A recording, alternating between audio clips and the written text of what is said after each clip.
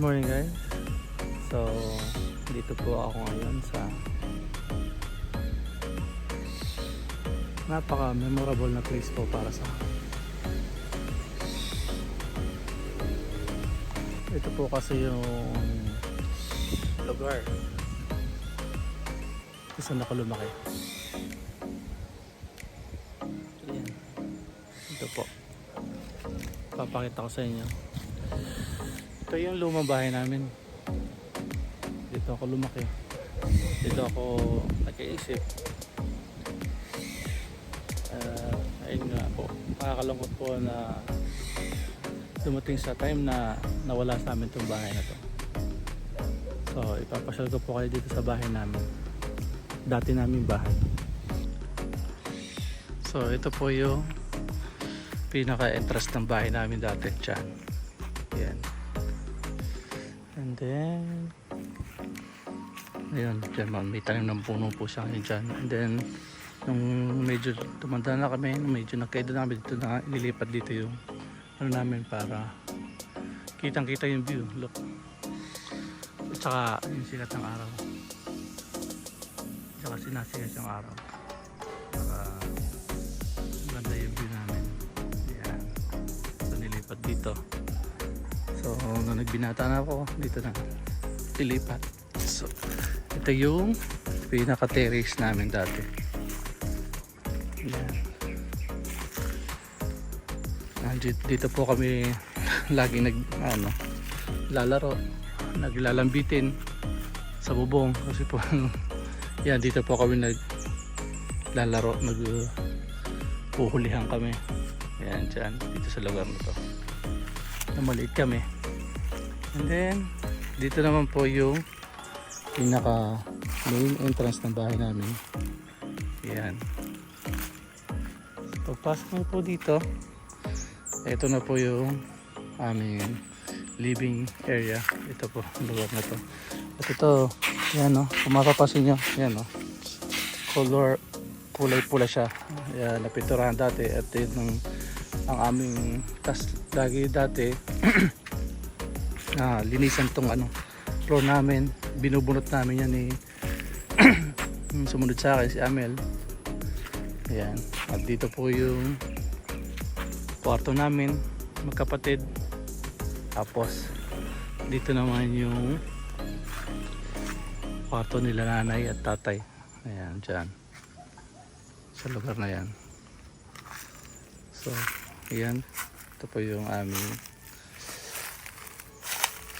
living area. Tapos paglagpas nyo po dito, ayan, dito po yung aming dining area. So dito naman po yung aming dining area sa lugar na to. May lamesa kaming round table dyan. Yung naikot, di ba, yung dati, yung os dati, yung naikot yung pagkain, yung lagay ng ulam. Tapos ito naman po, dito yung isang yun nga, lababo namin. Yan. At yan mayroon pa dito yung mga remains ng dating TV namin. Ayan. Ayan ang storage. So hindi ko na po ipakita sa inyo, baka kasi may nakatagong ahas dyan. So paglagpas po dito, ito naman po yung aming dirty kitchen. Ayan, ng aming dirty kitchen ito. Dirty kitchen. So naalala ko, pagka nagtataguan kami, dito ako nagtatago pag gabi. Yeah. Pagka yung gabi po, yun po ang aming ginagawa. Naglalaro kami, pinapatay namin ang ilaw, naglalaro, nahuhulihan kami sa dilim. Ngayon po yung aming pinakalaro dati. So ito po yung kala namin. Yan. Dito po ako natutong magsaing, natutong magdikit ng apoy. Ayan. Dyan po, kasi po yun po yung mga task namin dati, magsaing, magligpit, kaya maglinis ng bahay, maglinis ng harapan, at yun nga, mag-ilaga ka sa kining baka nun. Kaya ayan, yun ang aming laging kailangan gawin. Kasi nga kailangan namin tumulong sa gawaing bahay sa aming mga magulang. Ayan. Kasi nga busy rin si tatay saka si nanay. So ito naman po yung aming toilet and bathroom. So dito po yung toilet namin. Ayan. Diyan. Ito. Diyan po yung aming toilet dati. At ito dito naman po yung aming bathroom. Ayan. So ayan. So kaya po may butas to kasi nga po kami, tubig ulan ang gamit namin. Ayan. Diyan nag-aano kami. Mayroon diyang yung pipe na para kasi ito ipunan namin ng tubig to, may mga drum dyan na nakalagay. Diyan namin ipon tubig para sa panligo namin sa pang araw-araw namin gamit. Ayan.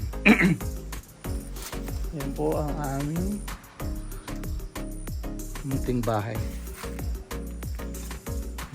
So dito po wala po talaga itong butas dito, pero yun nga.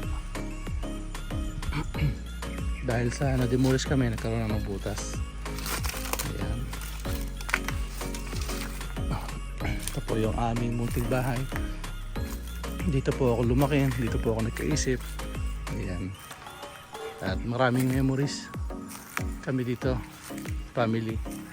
And then yun nga, naranasan namin, yun nga, ma-demolish kami. And then noon wala kaming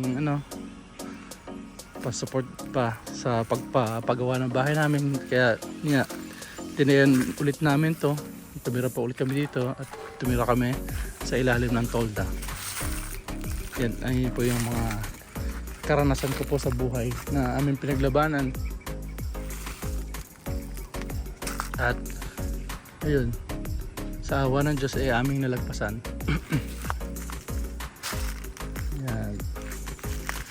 So ito naman yung lugar kung saan every Saturday morning, yan, dito ako nagwawalis. Kailangan mong walsan yan, kailangan mong linisan. Ayan po, bahay din ng ng lolo at lola namin dati na yung tiya dyan yung bahay nila. Yan. So yun po, kailangan kong walisan hanggang doon sa harap, hanggang doon sa hanggang dito sa may kalsada. Tapos tatapo namin dyan doon sa kabilang kalsada. At ito naman yung tanim ni nanay na mangga. Apple mango po yan. Apple mango. At ito, alam ko ito, santol to eh. Naputol na pala. Puro na santol po yan. At ito pong nakikita nyo dito. Ayan po. Ayan. Puno-puno lang kayan. Ayan po yung ako po yung nagtanim niyan dati. Nung maliliit kami. Siguro I was 11 years old nung tinanim ko yan. Ayan. Dalawa yan eh. Yung isa yun, yung nakaano yan. Dalawang puno yan. Ito mapapansin nyo. Nagtanim namin ni kapatid na ko si Ramil. Ayan. At yan po, itong taas na to, yan. Dito sa lugar na to, sa pader na to, dito kami tumatalon-talon. Kasi nga po, ayun nga, yung mga laro namin dati ng kabataan, yan. Tumatalon kami dyan sa pader na yan. Ayan. Ngayon, ito po yung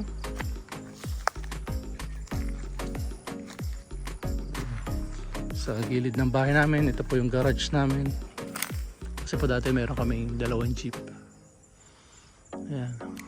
Ano itong puno? Hindi na matanda ko anong puno to.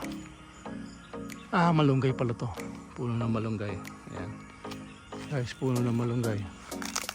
At ito naman po yung kural ng baka namin. Kasi may alaga kami dati baka. So naalala ko one time, yan, naano pa ako ng suwag ng baka dito sa lugar na to. Akala ko the end of the world na. Ayan, punong mangga. Yan, punong mangga, tanim ni Lola. Ayan. At nung lalaglag po yung bunga niya. Ayan, ito, iuwi ko itong manggan to masarap. Sausaw sa alamang. Ayan. Ito po yung bahay namin dati. Marami pang ano, laglag ng mangga, sayang lang oh. Pwede ba to? Ay, hindi na pwede. Daming ano ng mangga. Lalaglag lang. Kulay, sayang to. Ito, pwede pa to. Kakain pa to. Matamis to. Kalalaglag lang ito kanina eh. Okay. Tsaka ito, sira na. Ayan. So dito po nalalaglagan yung lang mangga, hindi na kinukuha. Hindi na kukuha kasi wala lang ano. Yan, dati nakit ko yan. Manggang yan. Hindi na ko umakit dati.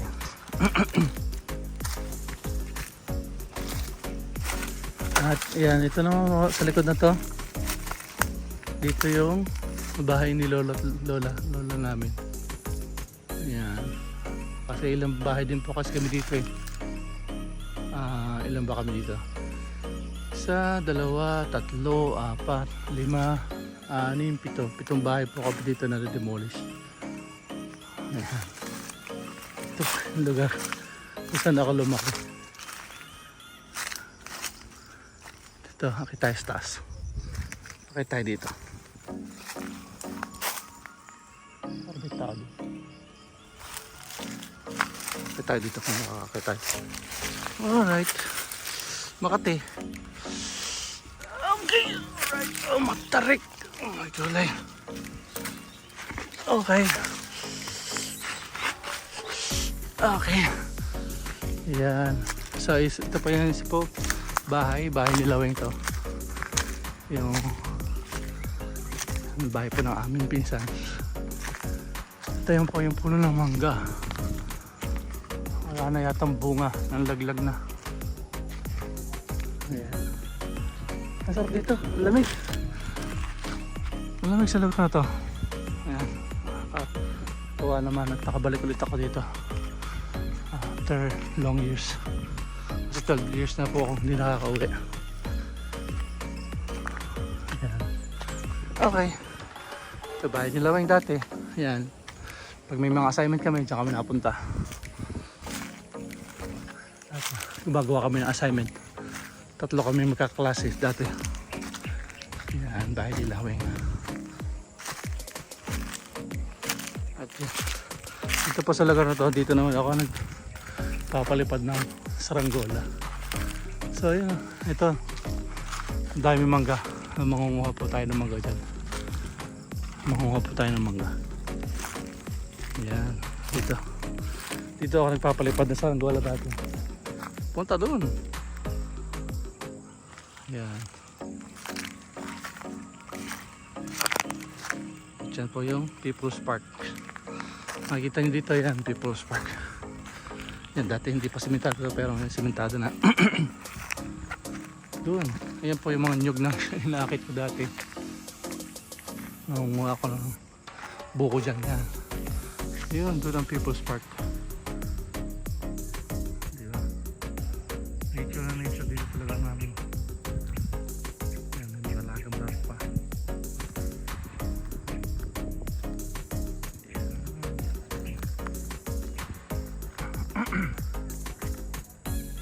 So yun po, mamaya makukuha ako ng mangga para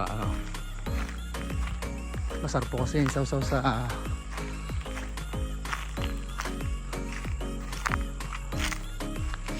toyo at asin.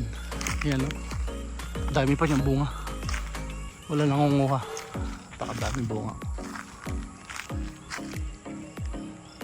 Okay tayo. So ayan, hanggang dito lang po. At ayan po. Salamat po. At nakarating ulit ako dito sa aming munting bahay kung saan ako lumaki. So hanggang dito na lamang po. At ayun nga po.